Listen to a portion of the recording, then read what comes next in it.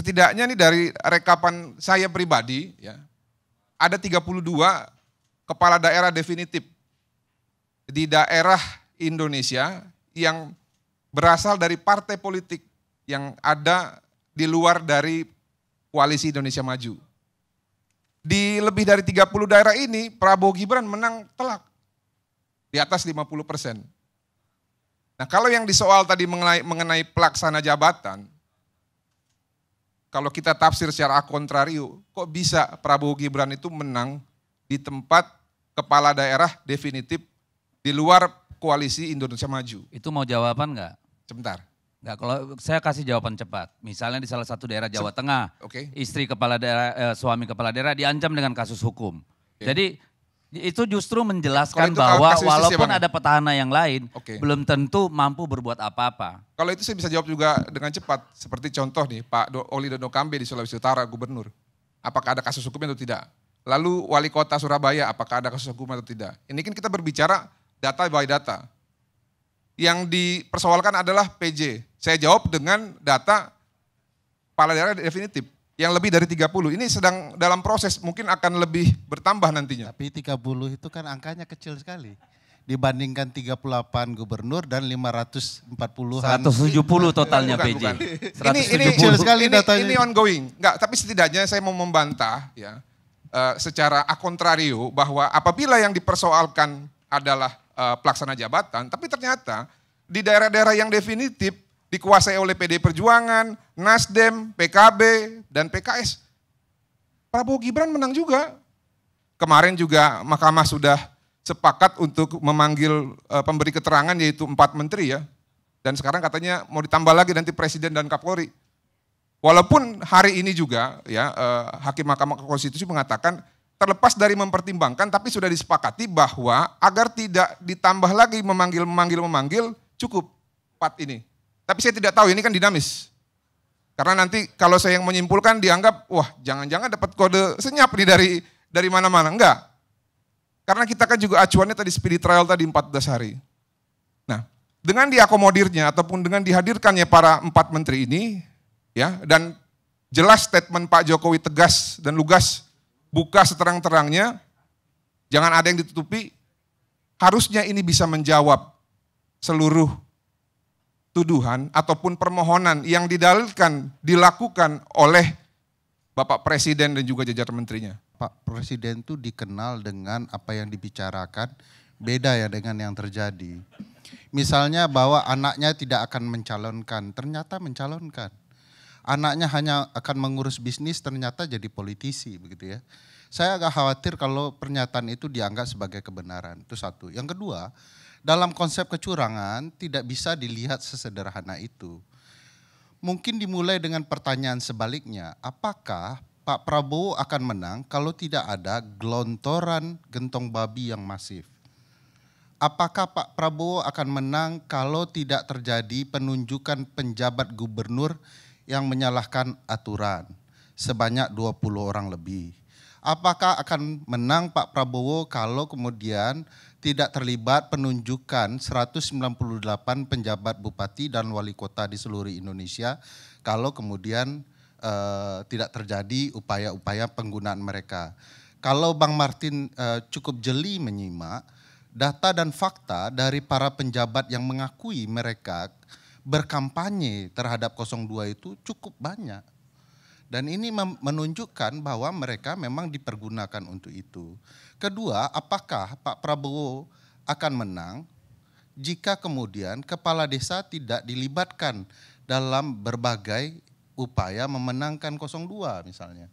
Terdapat perkiraan ya, bagaimana jumlah 8 organisasi kepala desa itu akan mengatur permainan di berbagai desa di seluruh Indonesia yang DPT-nya itu 81 juta. Angkanya masif. Dan kalau dilihat data lain setelah pemilu, sebenarnya ada perkembangan data soal kecurangan.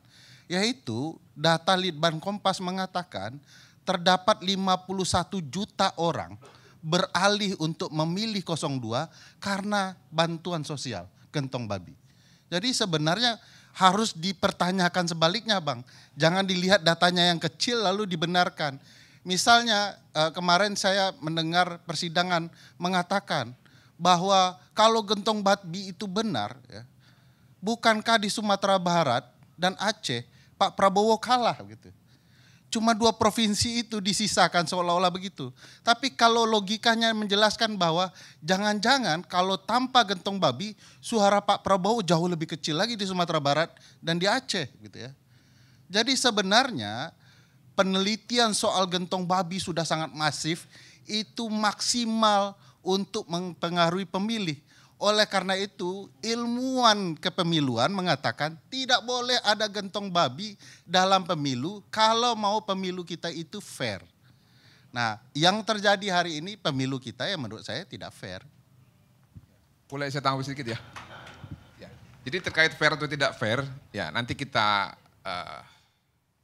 ikuti prosesnya lah di Mahkamah Konstitusi. Namun begini, Bang Ferry, terkait tadi ya apakah itu ya? Tadi saya sudah menegaskan bahwa kita ini punya perbedaan pandangan, Bang. Ada yang memandang semua ini karena kecurangan.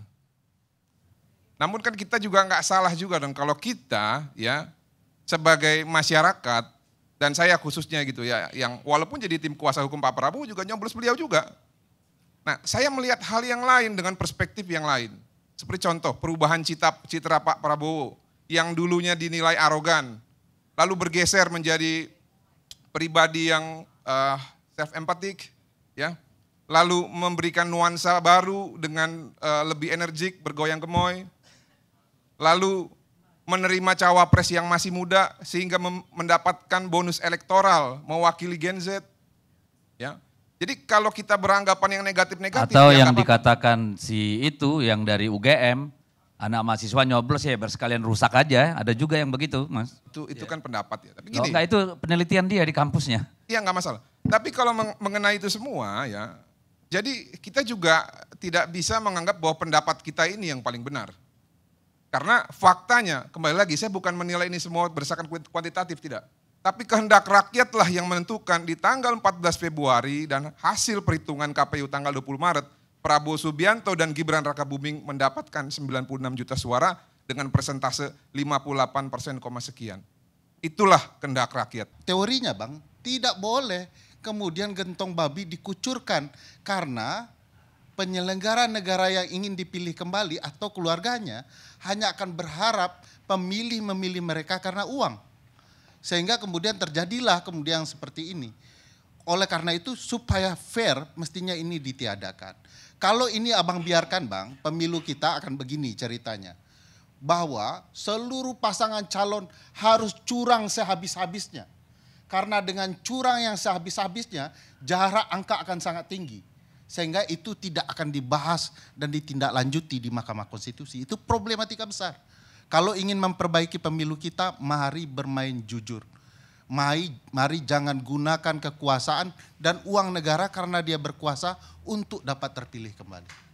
Saya balas sedikit aja ya, karena kan dalam hukum ya biar adil. Saya kapan ngomong nih kalau berdebat melulu nih. Bang Arni, sedikit saya dulu dong ngomong, nanti bisa dijawab debatannya itu. Boleh Bang? 10 detik. Gimana? 10 detik. Ini gak selesai-selesai, saya dari tadi udah encok di sini nungguin. Kalau kita, kalian aja yang ngomong. Jadi begini. Gimana Bang? Perbedaan pendapat itu hal yang lumrah. Makanya sebenarnya. Udahlah, nanti kan bisa jawab di belakang kita bisa diskusi. Jawab dia juga kan? Enggak, cukup. Habis ini silakan Bang Deddy, silakan. Saya enggak akan bantah. Cuma sedikit aja karena kan tadi Bang Ferry menangkap bisa 3 kali. Jadi perbedaan pendapat itu hal yang lumrah. Makanya sebenarnya banyak juga dorongan dari simpatisan kita dan konstituen pemilih Prabowo Gibran yang sebanyak 50% itu. Bang, mungkin nggak kami dihadirkan sebagai saksi di MK? Ini masuk akal loh. Tapi saya nggak mungkin karena maksimalnya 19. Demikian, terima kasih.